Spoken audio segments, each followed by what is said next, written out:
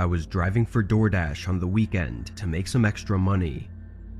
I worked a day job, so I could only start driving later in the night. When I started, it was a little past 9. I got my first order and dropped it off, then drove back to where the restaurants were. I drove in circles for a while, maybe 10 minutes without getting a single order.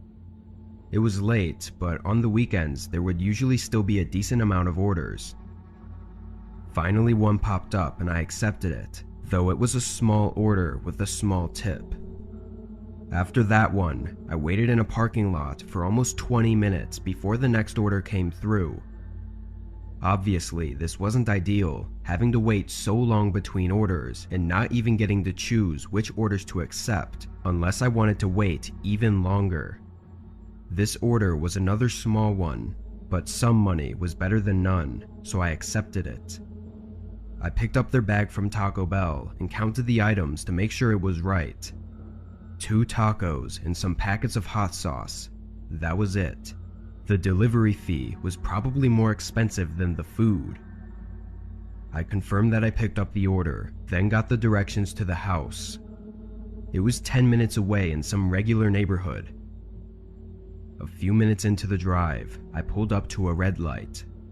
There was almost nobody on the road at this time of night, so I was just sitting at this empty intersection, waiting for it to turn green, when a truck pulled up next to me.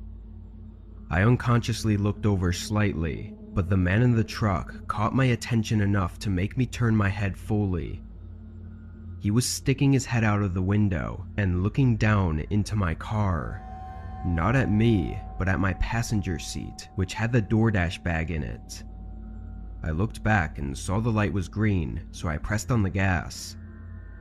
I had no idea why he was looking in my car, but he made it very obvious and didn't even try to hide it. I checked my mirrors and the truck was now in my lane, cruising a good distance behind me. As I continued driving along my route, the truck stayed behind me, but I couldn't say for sure if he was following me or not because the route was straight all the way until the neighborhood. When I turned in, I stared at my mirrors, waiting anxiously for the truck to pass the entrance, but after 10 seconds, he turned in behind me. There was a chance he just lived here, and I knew that, but after seeing him looking in my car, I felt like I was justified in my suspicions. The route had me go down a few turns in the neighborhood before taking me down to the last road with the address on it. I turned, and right away I saw the dead-end sign a few houses down. I braked and pulled over, staring at my rearview mirror. The truck pulled in behind me and parked. As I waited in my car, trying to come up with a plan, the truck behind me was just sitting there with its headlights on. Then I got a text. It was from the DoorDash customer, asking when the delivery would be arriving. This was all coming together, and I realized that the man in the truck, likely my customer, was waiting for me to get out of my car. Even though I knew what was going on, I still had no way of getting out of it. After a minute of me panicking to figure an escape, the man got out of his truck. He walked down to my car, but stopped right by the trunk. I watched in my mirror as he stood there, looking at me through the back windshield. It was a tense moment, making my head panic with thoughts. Then all of a sudden, he slammed something into the windshield, shattering it. I put the car in drive and floored it, just as the man jumped onto the back and tried to crawl in through the broken glass. He fell off as I made a tight U-turn, and with the time it took for him to get up, I was able to carefully maneuver between his truck without any more damage.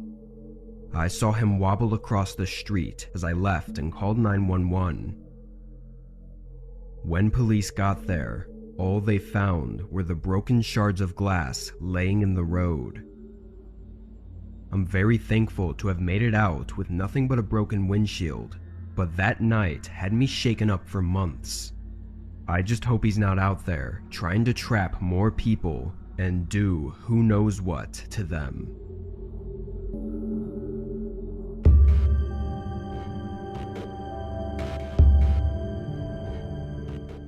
I'm an Uber driver, mainly working in a large suburb outside Las Vegas.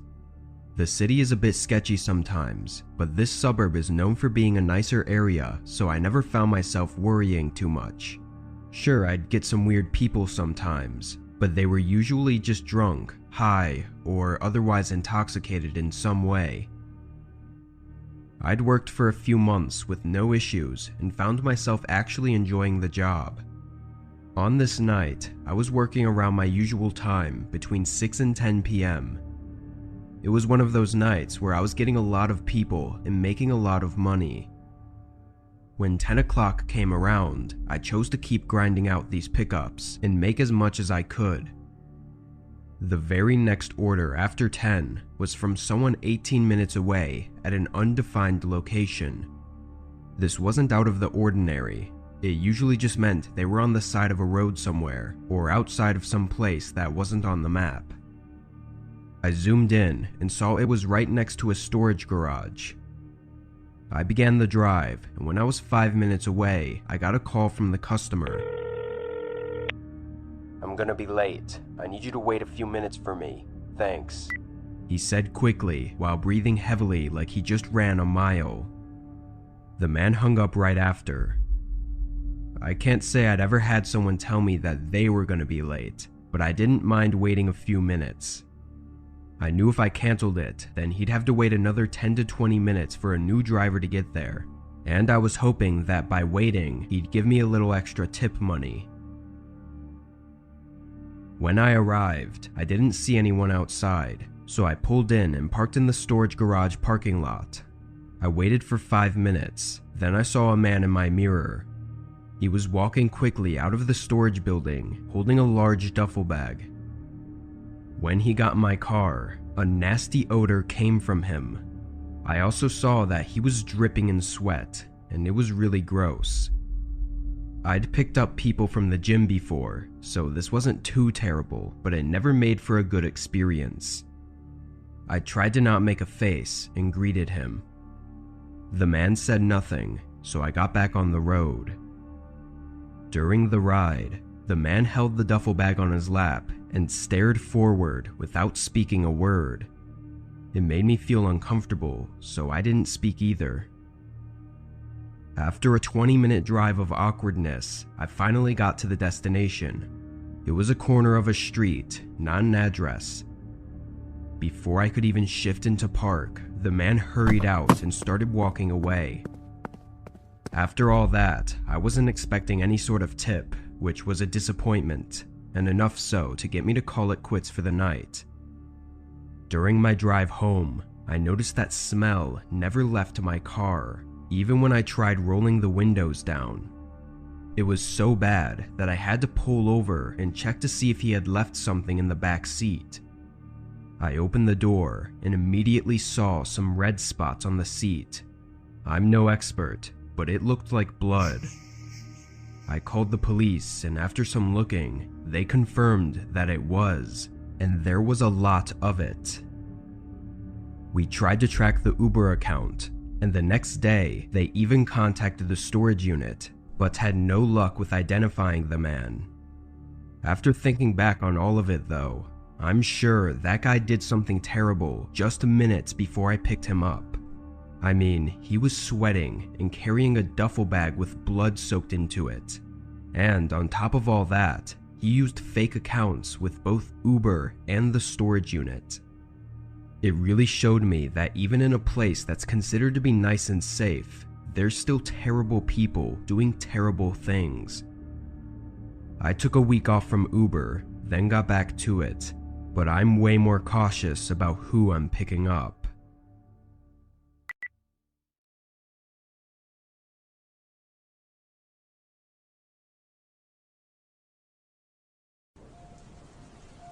I'm a truck driver for a moving company on the East Coast. We specialize in cross-country moving, typically moving people to the far West Coast, which can take anywhere from 20 to 40 hours depending on the locations. I only did the driving for the company, not any of the boxing or loading, so the actual job was 100% just driving and picking up or dropping off the trailer at the houses. I'd been working with this company for almost 4 years at the time. This job was like every other. I got to the pickup address and loaded up the trailer full of the customer's belongings.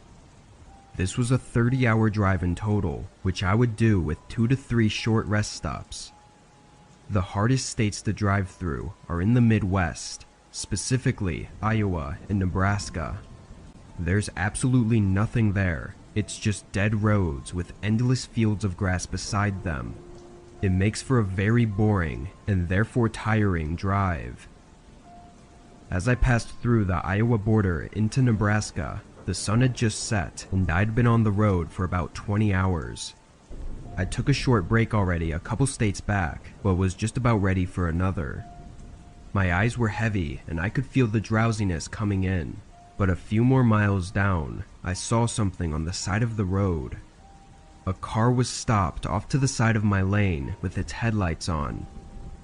It was a narrow road, so I slowed down to carefully pass. As I did, I noticed the exhaust was steaming, so the car was still running. There was also a man leaning against the driver door and looking right at me. I passed by and gave him a nod, but as I got further down the road, I saw him get back into the car. It was very strange for someone to be sitting on the side of an empty road with a car that still runs. He didn't look like he was in any sort of trouble. He looked like he was waiting. I checked my mirrors often, but the car's headlights disappeared behind me after a few minutes. I was a bit more awake now, but my eyes still felt heavy.